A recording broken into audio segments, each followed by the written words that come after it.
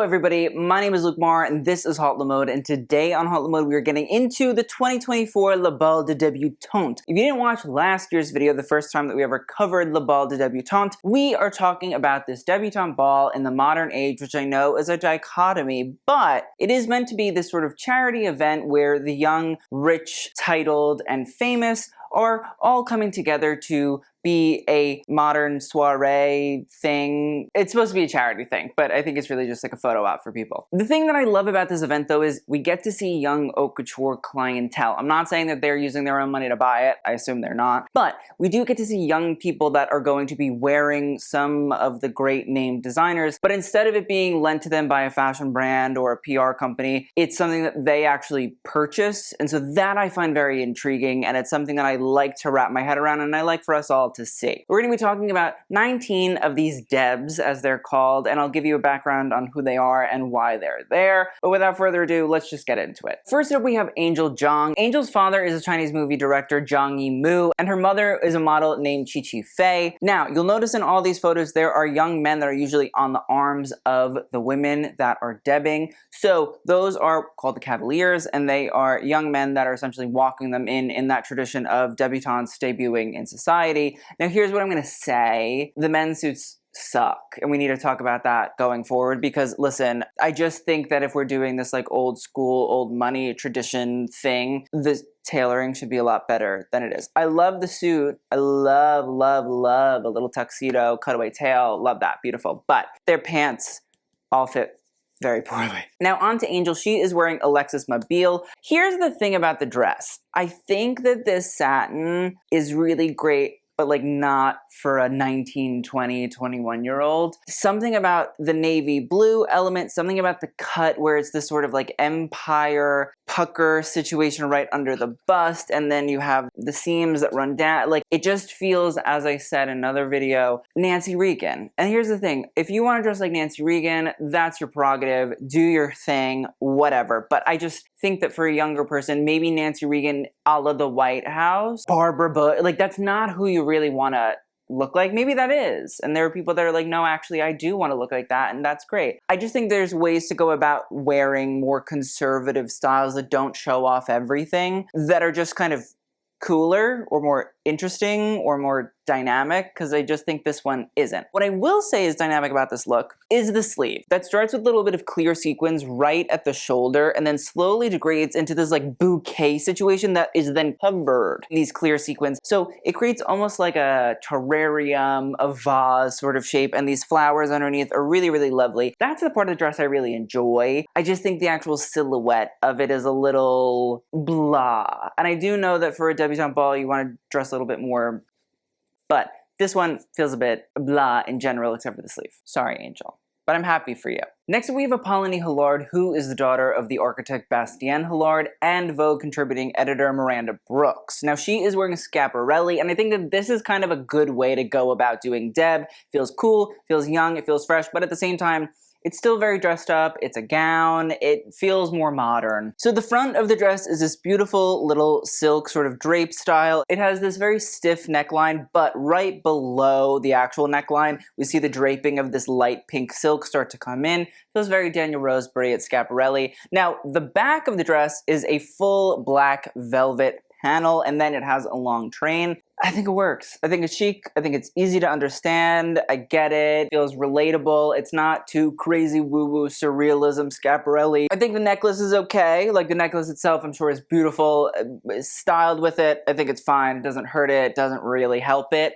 But overall, I think these are what I would expect from these kinds of events. A much more trimmed down, pared down version of an haute couture look that feels a little bit young, frisky, fun, form-fitting, but at the same time, still feels somewhat appropriate that your grandmother would say, oh, you look nice. Next up we have Apple Martin, who is wearing Custom Valentino by Alessandra Michele. Now if you don't know who Apple Martin is, she is the daughter of Chris Martin from Coldplay and Gwyneth Paltrow of Goop and Gwyneth Paltrow. Now honestly, this is actually a pretty trimmed down Valentino by Alessandra Michele moment. I think that it reminds me a lot of his time at Gucci, and it's this light baby blue gathered gown with a black bow at the center, and then this tiered skirt with beautiful little lettuce hem flounce. There isn't all this glitz and glam and wowza.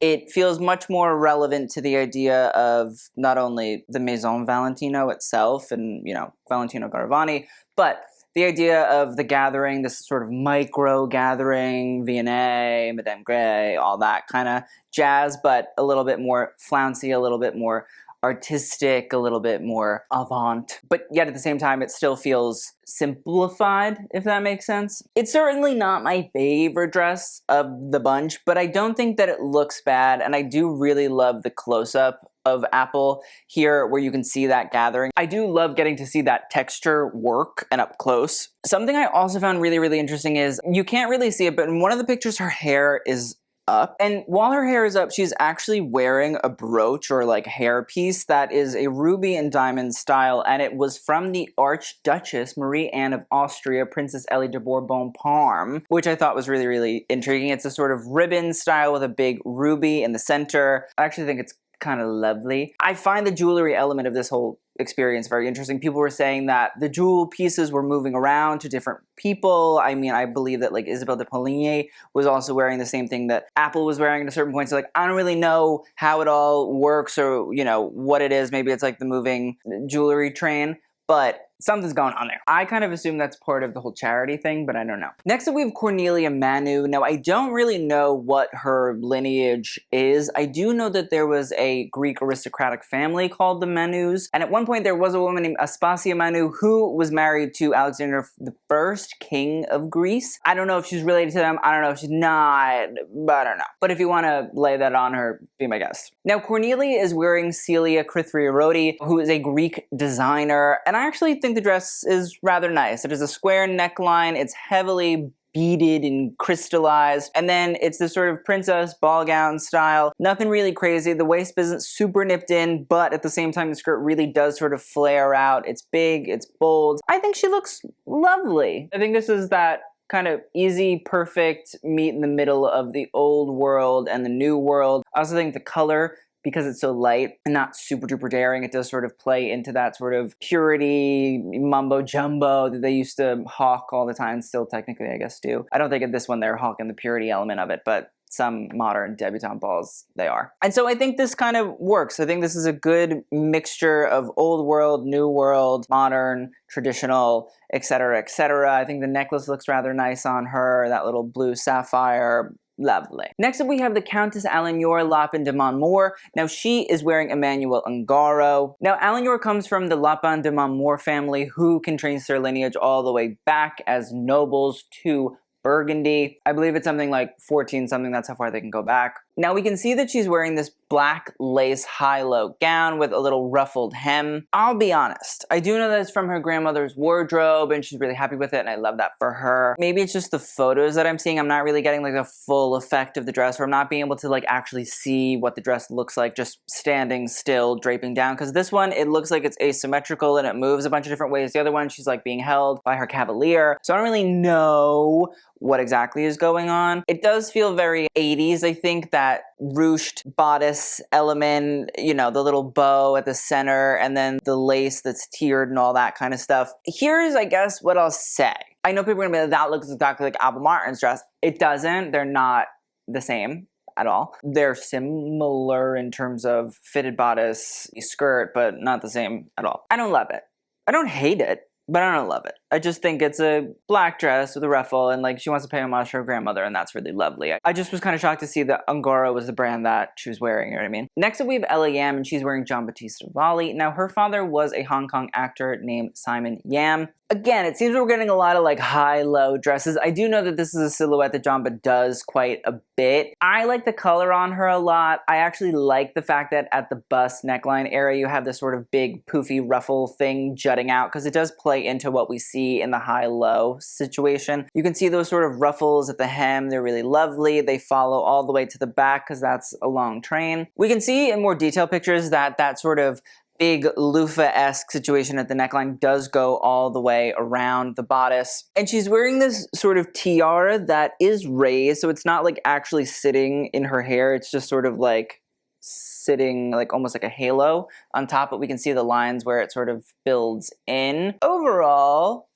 it's cute. Something about these young women seems to be really going back to like tiers and flounces and ruffles. I'm really intrigued by that. I don't know if that's like a trend alert thing we gotta be looking out for, but intriguing. But overall, she looks nice, but I'm not obsessed. I feel like that's how it's been for the most part so far. Looks nice, but not obsessed. Now next up we have Her Royal Highness Princess Eugenia de Bourbon Vargas. Now she is, I believe, a direct descendant of like Marie Antoinette. I believe it's in that French monarchy realm. I'm pretty positive that if the French monarchy, king and queen, were still around, like she would be a princess in like that concept, like she'd be, I don't know, next in line or something. She though is wearing a Carolina Herrera gown, and funny enough, it's a Carolina Herrera gown that her mother has worn about 10 years ago. I think it's a pretty Carolina look, and it's a nice homage to her mother. I personally like the tiara a lot. I think it's big and bold and bright and vibrant, and like if you're gonna do a debutante ball and you're a princess, or you're supposed to be a princess, or you're princess entitled, whatever, blah blah blah, wear the tiara, who cares. As for the dress though, it's this really sort of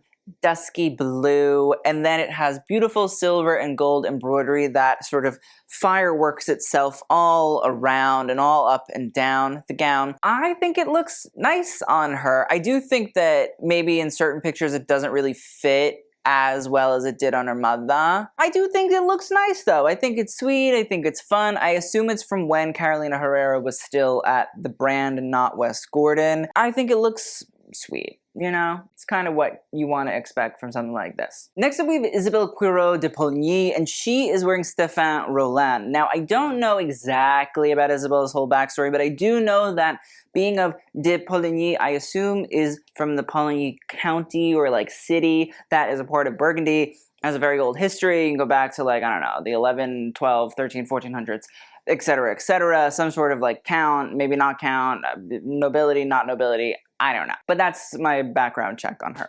What I will say is, I hate this dress. I respect what she's doing. It's just like rebellious. I'm gonna wear essentially like a crop top to this debutante ball. It's gonna be really crazy and out there and totally like subversive to this whole idea of like purity, culture, debutante, yada yada, da da da. And that's fun, and that's great. And I love a little bit of rebellious, punky attitude, etc., etc. But she should have just wore a crop top. So here's the thing. If we look at this dress, what we can see is close up and personal. There's this sort of sculpted black crop top, and then there's this low riding white poofy skirt with a big sort of faux buckle bejeweled thing going on. But then the part where her stomach is showing is covered in fabric, which I think takes us out of the fantasy of a crop top. I also think just it's weird because like the fabric is also like puckering at the side, so like it definitely pulls you out of the fantasy of like crop toppiness. From afar, sure, like does it really look crop toppy? No, not really. I mean, when you look at it a little bit more up close and you're looking at it, maybe you could see it, but you really can't. But up close, I'm a little bit like, come on, girl, just wear the crop top, it's fine. The other thing that's really interesting about the look is when we see it full out, there's these sort of like bat wings, sculpted bat fabric wings that jut out from the back and also kind of make her look like, I don't know, a little bit angel, a little bit demon. The skirt is big. The skirt, it's not pannier big, but like it would like to be pannier big, I think. It's big and it's poofy and it's bold. And so I don't know. I think that there are certain details of it that maybe just make it too over the top, too much, and then cut away from the idea of like being rebellious and wearing a crop top with a ball gown skirt. Like the batwing fabric flounce thing, it now isn't just a crop top, it's a crop top with a batwing fabric. The other thing is the buckle on the skirt. I don't know, that is like a weird thing, I think, to put over your pelvis. I don't get it. And then the skirt is really big. Maybe again with just the crop top we could get away with a little bit more, but again, batwing, caca, not good. Sonar should have told us no. Overall, I love the attempt to do something different. Just didn't work, unfortunately. Next up we have Lucia Ponti. Now she is the granddaughter of Sophia Loren, the iconic actress, Italian icon, star, movie, wonderful woman, human being who I could stare at for forever. Lucia chose to go for this Giorgio Armani gown because it's a nod and reference to her Italian heritage and her grandmother. And here's the thing, I originally looked at it and I was kind of like, ooh, it's like lace over a black and white satin striped gown. Like it feels just kind of old and like not in like a good way. But I do think that the original photos I was looking at, because they weren't great quality, I think sort of made the lace look a little bit blurry, and I think that kind of maybe threw it off a little bit. But when I'm looking at the details up close and personal, you can really see the lace work. It's stunning. It's really striking. It's really beautiful. These sort of almost like framed medallion things with the flowers jumping out of them. It's actually really rather lovely. I love the neckline. I love the bodice element. It really is striking on her from the back. You can really see it super duper well. And I do think that it is quite Italian, I would say. I think it's a pretty Italian thing to do these big, bold, black, white stripes. And I do think that the lace almost helps to sort of soften it a little bit. It's still over the top. I mean, like, no offense, it's pretty Italian. For the most part, kind of how they roll. But I do think that that lace really does sort of help lighten the load. It takes that sort of stark graphicness out of the stripes and really allows the lace to be front and center. And also these photos of her just are pretty glorious, to be honest. I'd be very happy with the photographer that took them of me. So yeah, this one has actually grown on me. I'm kind of into it now. And I do like her necklace. Next up we have Madeline Netto, and she is wearing George Hobica. She is the daughter of designer David Netto. Here's the thing, it's just a pretty simple dress in terms of it's a red satin gown, nothing really super duper crazy about it. But what I will say is it does fit her very, very well. You can see that from the pictures. I do think the red is rather striking. I do think that the silhouette honestly works quite well on her. We can even see when she's sitting down, there's really like not a lot of puckering going on in that gown. Like a lot of times the girls are like, pull me tighter, pull me tighter, pull me tighter. And then everything looks wrinkled and weird and it looks bad. You can see it quite often. So I think that she actually just has worn a dress that really does fit her impeccably. From the back, we can see this button-up detail there, these crystal sort of 3D buttons.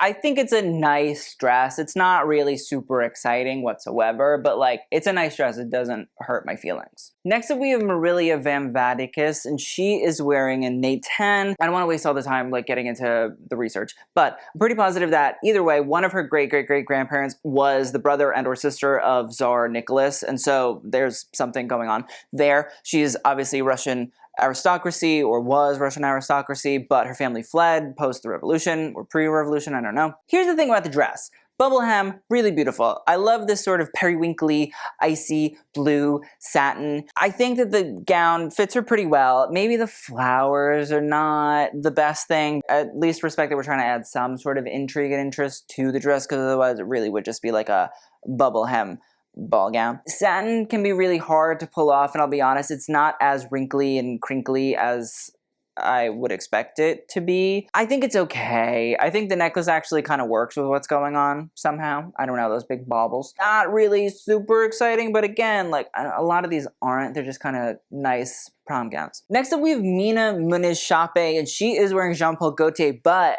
is Jean Paul Gaultier by Simone Rocha. Is haute couture. Now, Mina is the daughter of Brazilian artist Vic Muniz and Brazilian-German artist Janina Chape. Listen, the artist runs in the family because she got great taste. Here's the thing, this beautiful Jean Paul Gaultier style, it's lovely. It's super fun. I love the lacing up the front. I love the crystals that sort of create like faux straps, and then also at the same time sort of run down the entirety of that bodice. And then there's that sort of silk panel right underneath the armpit, and then it poofs out in this big beautiful tulle sort of chopped little skirt.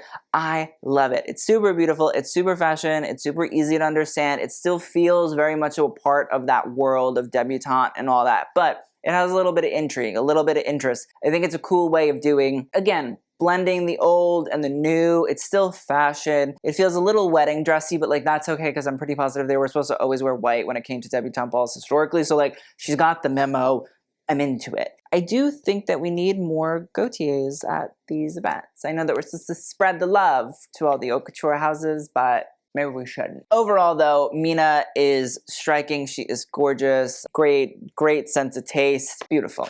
Next up we have Olivia Meijer, and she is wearing Louisa Beccaria. Now Olivia Meijer comes from the Meijer family. Now they own a popular vineyard called Chateau Giscourt. I don't know if she's related to like the billionaire Meijer family that's American. I'm not really sure because there's two different. I believe that like she might also be Greek, or that she's from Athens in Greece. I'm not 100%. Now as for the brand Louisa Beccaria, I don't really cover it that much, but I do think that this is rather lovely. Again, it's pretty simple in terms of silhouette. It's a beautiful ball gown, fitted bodice, then flares out into big skirt. But I do love, again, this sort of periwinkly, light, icy blue that has this beautiful silver jacquard floral all throughout it. She's not from what I read, a very ostentatious, big, crazy family. So I think that this is nice, it's polite, it's easy. Again, not knocking my socks off whatsoever. I'd love a little bit more drama. But at the same time, it's not ugly. It doesn't hurt my eyeballs. I think that the color works really, really well on her. I think the jewels and the necklace also totally fine, play into the whole thing.